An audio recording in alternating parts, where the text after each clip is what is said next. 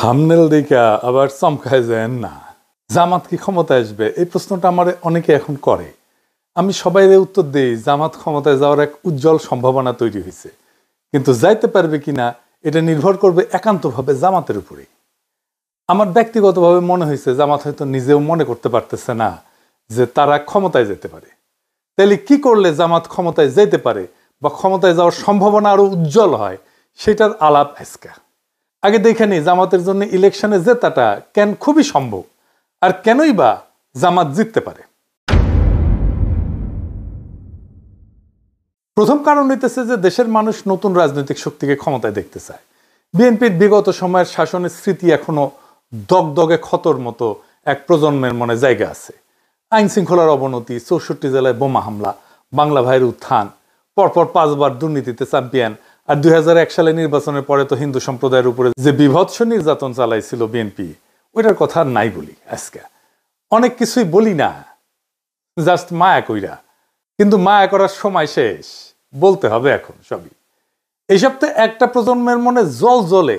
এছাড়াও বিএনপির রাষ্ট্র চালানোর অদক্ষতা ছিল প্রকাশ্য। ক্ষমতার একাধিক কেন্দ্র তৈরি হয়েছিল, তাইওয়ানে অফিস খুলতে দিছে বাণিজ্য মন্ত্রী, আর কেউ জানে না। বিএনপির আমলে এমপিদের দৌড়ানি দিল পাবলিকে। দুনিয়াতে পানি আর বিদ্যুৎ নিয়ে আন্দোলন হয়েছিল, একটা বিশাল বড় আন্দোলন। ওইটি আন্দোলন ঠেকাইতে গেছে সালাউদ্দিন এমপি, বিএনপির ওই এলাকায়। পাবলিকে দিছে দৌড়ানি, সে দৌড়ে যান বাঁচেছে। ওর নাম হয়েছিল দৌড় সালাউদ্দিন। এ সালাউদ্দিনের হিস্ট্রি জানেন? হ্যাঁ, জানেন না? ওই বিএনপির জামাই কোটার যে বুদ্ধিজীবী নিজের এলিট মনে করে, আর লিখেছে আমি নাকি বাঙ্গু এলিটদের ভ্যালিডেশন চাই। তো বিএনপির এলিট সালাউদ্দিন, দৌড় সালাউদ্দিন, এই এলিটে তো তার এমপি, তাই না? তো যেহেতু তার একটা আমলনামা দেখে আসেন, দৌড় সালাউদ্দিনের আমলনামা। এই দৌড় সালাউদ্দিন এইচএসসি পাশ কইরা একটা জীবন বীমা কোম্পানির চাকরি করত। বীমা কোম্পানি একটা মাঠকর্মী ছিল, মানে ওই যে মানুষের দুয়ারে দুয়ারে যে তার ইন্স্যুরেন্স করাইতো, তারপর একটা কমিশন পাইতো। মুজিবও কিন্তু একই জিনিস ছিল আর কি। তো পরে চাকরি করা অবস্থায় একটা ট্রাক কিনে একটা রাশন ট্রাক না করলে, ওই যে ক্ষুদ্র ভাতরা আবার রেশন ট্রাক দেখতে চায়, রাশন ট্রাক না, এগুলা ঝরঝরা ট্রাক আর কি। এই ট্রাক দিয়ে ওর শ্যালক লুৎফর রহমানের একটা ইট ভাটা ছিল, ওই ইট ভাটায় মালামাল দিত আর কি। আর লুৎফর রহমান কে ছিল জানেন? শ্যামপুর ইউনিয়নের চেয়ারম্যান ছিল, আওয়ামী লীগের সভাপতি ছিল। তারপরে তো সে ড্যামরা, সায়দাবাদ, যাত্রাবাড়ি বাস টার্মিনাল এটার মাথা হয়ে দাঁড়ায়। একটা ট্রাকের মালিক আস্তে আস্তে আরো ট্রাক করতে করতে অঢেল সম্পত্তির মালিক হয়। আর ট্রাক ব্যবসার আলালে চলতে থাকে বাস টার্মিনালে চাঁদাবাজি। এর মধ্যে তার সাথে শ্রমিক দলের সখ্যতা গড়ে ওঠে। ধীরে ধীরে মূলধারার রাজনীতির সাথে তাকে সম্পৃক্ত করতে থাকে, আর 1991 বিএনপির টিকিট পেয়ে যায়। এই হইতেছে দৌড় সালাউদ্দিনের উত্থান কাহিনী, আমাদের জামাইকোটার বুদ্ধিজীবীর এলিট। জুরাইনের মাজার রোডের একটা সিএনজি ফিলিং স্টেশন আছে তার, ওই মাজার শরীফের জমি দখল কইরা ওই ফিলিং স্টেশন করেছে দৌড় সালাউদ্দিন। একটা পত্রিকাও কিনেছিল দেশ জনতার নামে। তো শ্যালক যেহেতু আওয়ামী লীগে, তার তেমন কোনো অসুবিধা হয়নি, একবার বোধহয় জেলে নিয়ে গেছিল। তো বিএনপির জামাইকোটার বুদ্ধিজীবীর কাছে তো এইচএসসি পাস চান্দাবাজ দৌড় সালাউদ্দিন হইতেছে এলিট, আর এইসব এলিটদের ইন্টেলেকচুয়াল ল্যাটেল হইতেছে এই জামাইকোটার বুদ্ধিজীবী। লজ্জা লাগে না?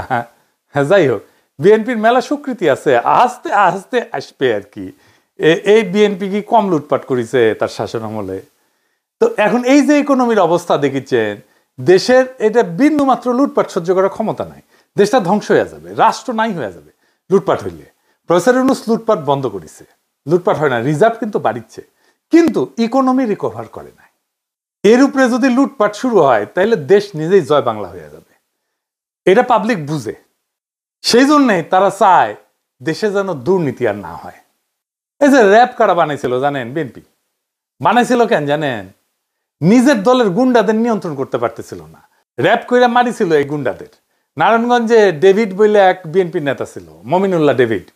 শামীম ওসমান তার কাছে দুগ্ধপোষ্য শিশু, নস্যি ছিল, তারে মারে র্যাব ক্রসফায়ারে। ভালো ক্রিকেট খেলতো কিন্তু ওই ডেভি, কিন্তু হয়ে আউট ছিল শীর্ষ সন্ত্রাসী। সেনাবাহিনীর যে সিভিল ইস্যু সামলাতে নামানো যায় না, এই কমন সেন্স বিএনপির নেতাদের ছিল না, একজনেরও ছিল না। সেনাবাহিনীর মধ্যে মানবাধিকার লঙ্ঘন করে ফিরে যাওয়া সেনা কর্মকর্তার সৈনিকেরা যে মারাত্মক সমস্যা সৃষ্টি করেছে, এটার ক্ষত কতদিনে যে যায় আল্লাহ জানে। এটা সৃষ্টি করছে বিএনপি। এদের রাষ্ট্র চিন্তা কত দুর্বল, এরা রাজনীতি বোঝে না, রাষ্ট্র তো দূরের কথা। কারণ এইখানে জামাত তার প্রাসঙ্গিকতা তুলে ধরতে পারবে ভোটারদের কাছে। জামাত ক্ষমতায় আসলে তার নেতা মন্ত্রীরা দুর্নীতি করবে না, করেনি, আগে ছিল মন্ত্রী, এটা ধরে নেওয়া যায়। কিন্তু এর মানে কি দেশ চালাইতে পারবে? জামাতের লোকেরা শুনে অবাক হইতে পারেন যে আমার কাছে নানা দিক থেকে নানা ধরনের লোক জানতে চাইতেছে জামাত ক্ষমতায় আসলে কি করবে। অনেকে চায়নায় গেছি উঠিও জানতে চাইছে, কারণ তারা জানে যে আমি জামাতের ক্ষমতায় আসার সম্ভাবনার কথা প্রকাশ্যেই জোরের সাথে বলছি। যারা এই প্রশ্নগুলো করছে তার মধ্যে আছে ডিপ্লোম্যাট, ইন্টেলেকচুয়াল, বিদেশিরা তো আছেই, শীর্ষ ব্যবসায়ী আছে, নারী আছে, এমনকি আমার মাও জিজ্ঞেস করেছে। কি প্রশ্ন শুনলে অবাক হইবেন, বলতেছে জামাত ক্ষমতা আসলে কি মদ খাওয়া বন্ধ করে দিবে, আমার ওদের মদ খেতে দিবে। এই প্রসঙ্গে ফরদ মজার ভাইয়ের একটা কৌতুক মনে আসলো আর কি, সত্য কৌতুক আর কি। উনি এক বিখ্যাত সম্পাদকের কথা কইতেন, বলতেন উনি নাকি ইসলামপন্থীরা ক্ষমতায় আসলে মদ খেতে পারবেন না, এই জন্য সেকুলারিজম প্রমোট করে। যাই হোক, আমি কই যে উনারা নির্বাচনী ম্যানিফেস্টো দিক, তারপরে দেখেন। কয় না না দিতে হবে না, মৌলানা মতিউর রহমান নিজামী মদ নিয়ে জাতীয় সংসদে একটা মতামত দিছিল, আমাকে আবার ইনবক্সে পেঠে দিছে এই ভিডিওটা, শুনেন। এটা খুব মূল্যবান আলোচনা করেছেন উনি, শুনেন। মদ আল্লাহ তাআলা হারাম করেছেন, এটা কিয়ামত পর্যন্ত হারাম থাকবে। সারা দুনিয়ার সকল মানুষও যদি জায়েজ বলে, হালাল বলে, তবুও এটা হারাম থাকবে। আল্লাহ, রসুল এবং আখিরাতের প্রতি, কোরআনের প্রতি যারা ঈমান পোষণ করে তাদের কাছে মদের দাম কমানো বাড়ানো অথবা শুল্কের হ্রাস বৃদ্ধি তাদের কাছে কোনো ব্যাপারই নয়। মাংনাও যদি দেওয়া হয়, মদের ফ্যাক্টরির মধ্যে যদি বদ্ধ দরজা জানালার মধ্যে তাদের রাখা হয়, তবুও তারা আল্লাহর ভয়ে মদ স্পর্শ করবেন না। মানে স্পিকার, আমি তাদের উদ্দেশ্যে বলতে চাই, তারা যদি সত্যি এটা নিয়ে রাজনীতি না করতে চান, আন্তরিকভাবে মদ বন্ধ হোক এটা চান, তাহলে মদ বন্ধ তো ইসলামী অনুশাসন পুরোপুরি চালু ছাড়া হতে পারে না। ইসলামী রাষ্ট্র ব্যবস্থা, সমাজ ব্যবস্থা, শিক্ষা ব্যবস্থা চালু হওয়া ছাড়া হতে পারে না। অনুশাসন কায়েমের আন্দোলনকে বলেন মৌলবাদ, বলেন সাম্প্রদায়িকতা, বলেন ধর্মান্ধতা। যতদিন তারা ইসলামী রাষ্ট্র ব্যবস্থা, সমাজ ব্যবস্থার আন্দোলনকে মৌলবাদ, সাম্প্রদায়িকতা, ধর্মান্ধতা বলা বন্ধ না করছেন, ততদিন মদের ব্যাপারে তাদের কোনো প্রশ্ন তোলার অধিকার নাই। মানে স্পিকার, এই ব্যাপারে আর একটা পিকচার আমি আপনার সামনে আনতে চাই। 1400 বছর আগে জনাবে মুহাম্মদুর রাসূলুল্লাহ সাল্লাল্লাহু আলাইহি ওয়াসাল্লাম যখন ইসলামের দাওয়াত দিচ্ছিলেন, সেই যুগটাকে বলা হয় আইয়ামে জাহিলিয়া। তখনকার দিনে মানুষের মদের আসক্তি আরো অনেক বেশি ছিল। আরবি ভাষায় দেখেছি মদের নাম 200-এরও বেশি। তাদের কাব্য সাহিত্যে মদের বন্দনায় ভরপুর। সেখানে বাড়িতে বাড়িতে মদের মটকি ছিল।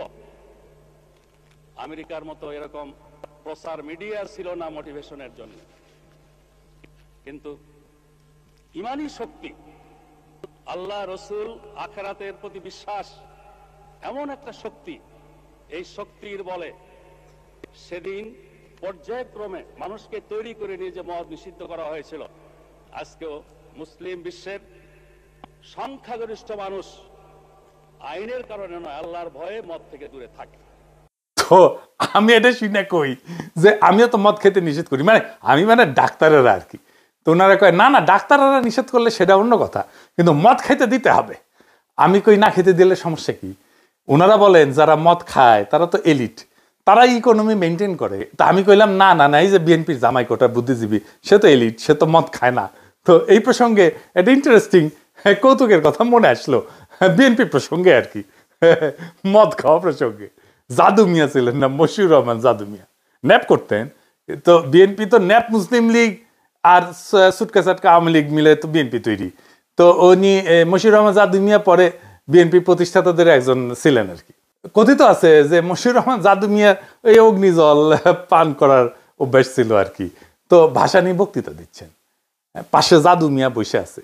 তো কইতেছেন ভাসানী অগ্নিঝরা কণ্ঠে কইতেছে, চালের দাম বাড়িছে, ডালের দাম বাড়িছে, তেলের দাম বাড়িছে, মদের দাম বাড়ছে কিনা কইতে পারবো না, জাদু মিয়া কইতে পারবে। তো এই মদ খাইতে পারবো কিনা এটা একটা বিরাট জিজ্ঞাসা। যারা মদ খায় না তারা আরো বেশি জিজ্ঞায়। নারীরা বলে যে তারা তাদের পছন্দ মতো পোশাক পরতে পারবে কিনা। একজন তো কইল যে বিকিনি পরতে পারবে কিনা। আমি কইলাম বাংলাদেশের মেয়েরা কি সিবিসে বিকিনি পরে? হ্যাঁ, তো কয়ে না পরে না, কিন্তু পড়তে পারবে কিনা। মানে আগে থেকে কয়ে নিচ্ছে, কয়ে দিতে হবে পড়তে পারবে কিনা। যদিও বাংলাদেশের বেশিরভাগ তরুণ শিক্ষিত মেয়েরা হিজাব পরে, আমরা সেটাই দেখতে পাই। তারপরেও এই আতঙ্ক ছড়ানো হয়েছে বা হইতেছে। 1922 সালে কতটুকু পা খোলা রাখতে পারবে মেয়েরা সেটা নিয়ে পুলিশ ধরতে আমেরিকাত সিবিসে যায়। আর আমাদের এখনই দেওয়াই লাগবে বিকিনি পরার জন্য, পারমিশন দেওয়াই লাগবে। হ্যাঁ, আমার তো আপত্তি নাই, হ্যাঁ আমি তো দিবেরই চাই। আমাকে দেন রাষ্ট্রপতি পদে দাঁড়াই, আমাকে মার্কা মনে আছে তো, বুলডোজার সিল মারো রে সিল মারো, বুলডোজারের সিল মারো, মাইরা দেন, আমি বিকিনি পরার ডিক্রি জারি করে দেবো প্রথম দিনই। যাই হোক, দুর্নীতি বন্ধ করবে জামাত, সাথে সাথে এক মহা সমস্যা শুরু হবে। কি সেই সমস্যা? মহারাজ, বিশাল সমস্যা। এই যে রাষ্ট্রযন্ত্র, তার প্রত্যেকটা নাট বল্টু দুর্নীতিগ্রস্ত, চেয়ার টেবিল পর্যন্ত ঘুষ খায়।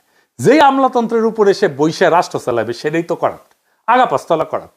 ব্যাংক থেকে লোন নিতে গেলে ব্যবসা প্রতিষ্ঠানগুলোকে ঘুষ দিতে হয়, ব্যাংকের এমডি কে, বোর্ড মেম্বারদেরকে। যে লোন নিবে সে তো কাস্টমার, তারাই তো তেলাবে ব্যাংক। তা না, উল্টা যে সেল করিচ্ছে সেই তেলা, সে তারই কাস্টমার তেলাইতেছে। এটা কেমনে ম্যানেজ করবে জামাত? এটার একটা সিস্টেম লাগবে। এই সিস্টেম ওদের মাথায় আছে কিনা কে জানে। জামাতের মন্ত্রিসভা কেমন হবে? নারী মন্ত্রী থাকবে কিনা, কয়জন থাকবে? জামাতের সুরাতেও তো নারী সদস্য নয়। জামাতের কিন্তু একটা আলাদা নারী সংগঠন আছে যার নাম হচ্ছে বাংলাদেশ মহিলা জামাত ইসলাম। তো এটা 1970-এর দিকে এটা গঠিত হয়েছে। তো মহিলা জামাত দলীয়ভাবে আলাদা সংগঠন, কিন্তু কেন্দ্রীয়ভাবে জামাতের নেতৃত্বাধীন। তার মানে তাদের নিজস্ব আমিরা বা সভাপতি থাকেন, কিন্তু দলীয় নীতিগত সিদ্ধান্তের চূড়ান্ত কর্তৃত্ব পুরুষ নেতৃত্বের হাতে। তার মানে সিদ্ধান্ত গ্রহণের নারীদের সরাসরি অংশগ্রহণ নাই জামাতের। এটার একটা ফয়সালা দিতে হবে জামাতকে। কেমনে? এটা পরে আমি কিঞ্চিত একটা হিন্টস দেব। এর পরের ইস্যুটা জামাতের ঐতিহাসিক রাজনৈতিক ভুল নিয়ে। আমি আগেও বলছি, এখনো বলি, জামাতের রাজনৈতিক ভুলগুলা কেন হয়েছে তার কোনো গ্রহণযোগ্য ব্যাখ্যা দাঁড় করাতে পারে না জামাত। সেই পাকিস্তান সৃষ্টির আন্দোলনে জিন্নার বিরোধিতা, জমিদারি উচ্ছেদের বিরোধিতা করা, 1971-এ স্বাধীন বাংলাদেশের অভ্যুদয়ের বিরোধিতা করা, এটা কোনো গ্রহণযোগ্য ব্যাখ্যা দাঁড় করাতে পারে নাই জামাত। হাসিনার মতো বললে হবে না যে অতীতের ভুল ত্রুটি ক্ষমা সুন্দর দৃষ্টিতে দেখিয়া আওয়ামী লীগকে একবার দেশ সেবার সুযোগ দিন, এটা কইলে হবে না। ফিলোসফিক্যালি আর একটা সমস্যা আছে জামাতে। সেটা কি? ফিলোসফিক্যালি জামাতের রাজনৈতিক দর্শন দাঁড়ায় আছে মাওলানা মওদুদির উপরে। মাওলানা মওদুদি একজন দুর্দান্ত মেধাবী পলিটিক্যাল থিঙ্কার এবং ফিলোসফার, কিন্তু উনি তো সমাজতন্ত্রের পতন দেখে যাননি, উনি তো ওয়ার অন টেরর দেখেন নাই, উনি তো সারা দুনিয়া জুড়ে ইসলাম বিদ্বেষ দেখেন নাই, উনি তো ইসলাম কোপানো দেখেন নাই, উনি ডেমোক্রেসির সংকট দেখেন নাই, সোশ্যাল মিডিয়ার পাওয়ার দেখেন নাই, আর্টিফিশিয়াল ইন্টেলিজেন্স দেখেন নাই। তাই ওনার চিন্তার একটা রিভিউ দরকার আছে, নতুন দিনের মতো করে সাজানোর দরকার আছে। সেটা কি করছে জামাত? করে নাই। আমরা কেউ কেউ বলছেন জামাতের মন্ত্রিসভা কেমন হবে, কারা জামাতের ফেস হইয়া সাধারণ মানুষের দুনিয়ার সাথে ডিল করবে। ডাক্তার শফিক সাহেব কি ডিল করবে? মানে হাসিনা নেতা হইতে পারবে কিন্তু ডাক্তার শফিক হইতে পারবে না, যেহেতু ওনার মুখে দাঁড়িয়ে আছে আর মাথার টুপি আছে। পাবলিকে ভোট দিলেও পারবে না, ডেমোক্রেটিক্যালি একটা ইলেকশনে জিতে আসলেও পারবে না। মজা আর কি।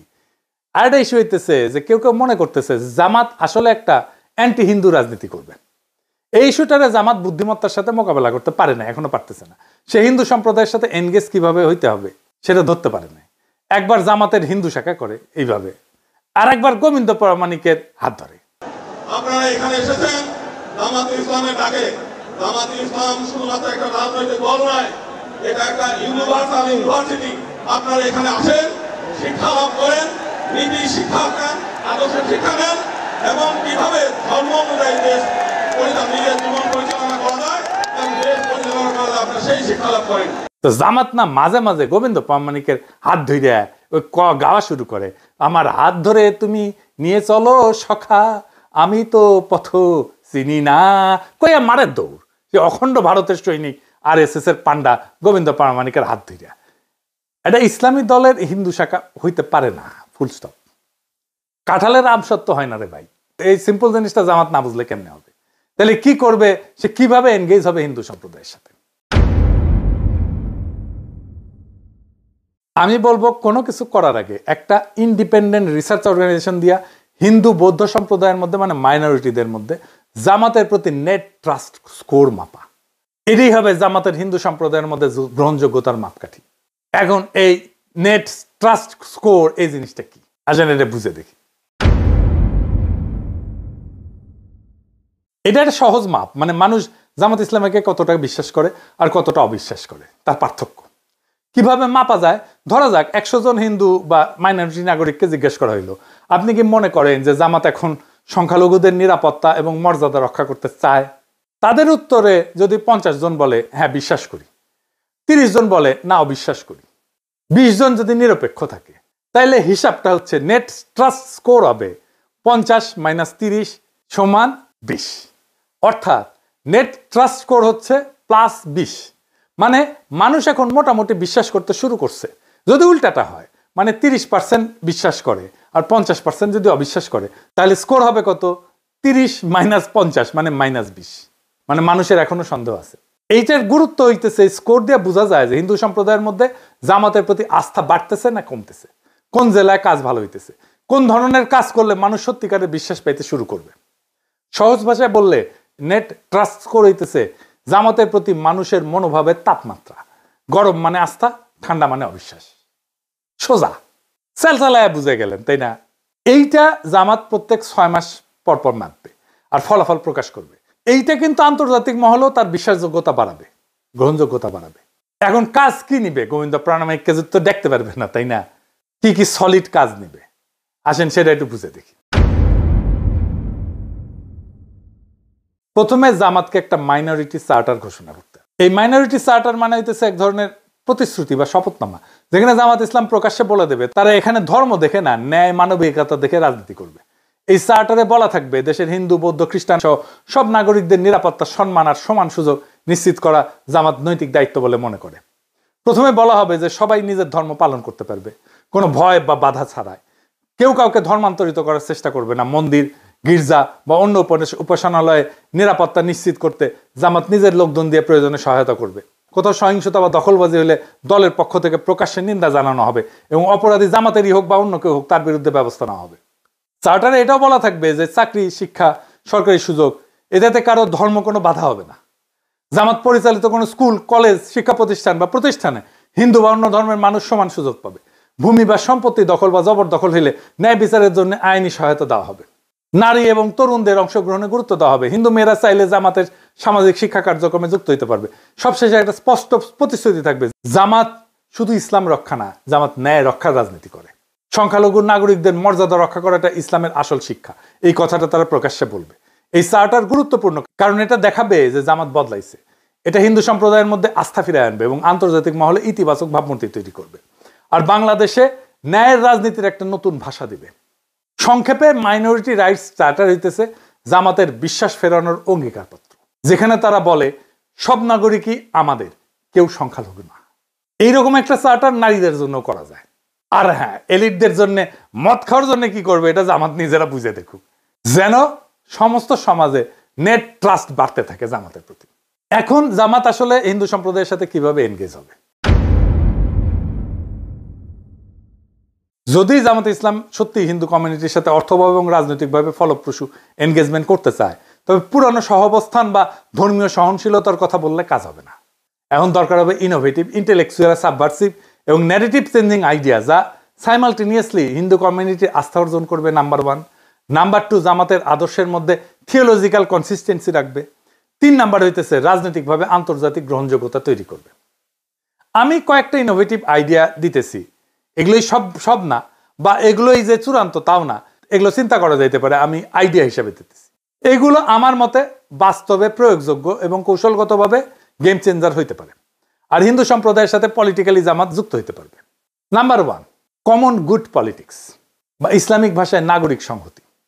জামাত একটা শরিকুল খার বা শেয়ার্ড গুডনেস অ্যালায়েন্স করতে পারে, এই নামে নতুন একটা ফোরাম তৈরি করতে পারে, যেখানে হিন্দু সম্প্রদায়ের লোকজন, শিক্ষক, চ্যারিটির লোকজন, দাতব্য সম্প্রদায়ের লোকজন, মাদ্রাসা শিক্ষক, স্থানীয় মুসলিম নেতারা যৌথভাবে কাজ করবে। কিসের জন্য কাজ করবে? সামাজিক ইস্যুতে কাজ করবে। যেমন ধরেন নিরাপদ পানি, স্যানিটেশন, শিক্ষা, পরিবেশ, দারিদ্র দূরীকরণ, স্বাস্থ্য, এই সমস্ত বিষয় নিয়ে কাজ করবে। তার ফলে নৈতিক কাজকে কেন্দ্র করে একটা রাজনৈতিক একতা তৈরি হবে। আর একটা ইন্টারেস্টিং কাজ করা যায়, যেমন ধরেন ফেইথস অফ বেঙ্গল এই নামে ফেস্টিভ্যাল করতে পারে, উৎসব, ধর্মীয় ঐতিহ্যের একটা পুনর্দখলের ধারণা। যেমন স্থানীয় পর্যায়ে ফেইথস অফ বেঙ্গল নামে সাংস্কৃতিক উৎসবের আয়োজন করতে পারে, যেখানে হিন্দু, মুসলিম, বৌদ্ধ, খ্রিস্টান সব সম্প্রদায়ের যে কালচারাল অ্যাসেট, ধর্মের যে কালচারাল অ্যাসেট, সেইটা তারা প্রজেক্ট করবে, সেটা তারা দেখাবে। হিন্দু সম্প্রদায় কীর্তন করতে পারে, মুসলমান সম্প্রদায় মিলাদ করতে পারে, কাওয়ালি করতে পারে, খাবার থাকবে এখানে, হিন্দু উৎসবের খাবার, মুসলিম উৎসবের খাবার, হিন্দুদের পোশাক, মুসলিমদের পোশাক, এগুলো প্রদর্শিত হবে। লক্ষ্য হবে আমাদের মিলিত সংস্কৃতি আমাদের রাজনীতিকে ছাড়াই গেছে, এই বার্তাটা দেওয়া। এইটা ইসলামের সামাজিক ন্যায়ের ধারণাকে সাংস্কৃতিক ভাষায় উপস্থাপন করবে। জামাতকে সংস্কৃতি বিরোধী দল বলে না, এখান থেকে বের করে আনা যাবে এইটা করে। একাডেমিক স্তরে আর একটা কাজ করা যায়, যেমন ইন্টারফেথ থিঙ্ক সার্কেল। এইটা একাডেমিক স্তরে ন্যারেটিভ শিফটের কাজ করবে। কিন্তু যেমন জামাত একটা নীতিগত থিঙ্ক ট্যাঙ্ক তৈরি করতে পারে, বাংলাদেশ ইন্টারফেথ এথিক্স ফোরাম, যেখানে মুসলিম, ইসলামবিদ, হিন্দু পণ্ডিত এবং সমাজবিজ্ঞানীরা, তরুণ সমাজবিজ্ঞানীরা একসাথে কাজ করবে।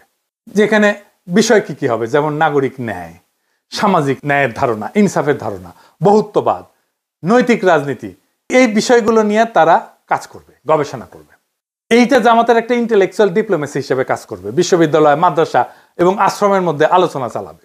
এর ফলে জামাতের বিরুদ্ধে থাকা ধর্মান্ধতা, অসহিষ্ণুতার এই যে বুদ্ধিবৃত্তিক চিত্র, এটা একেবারে ভেঙে যাবে।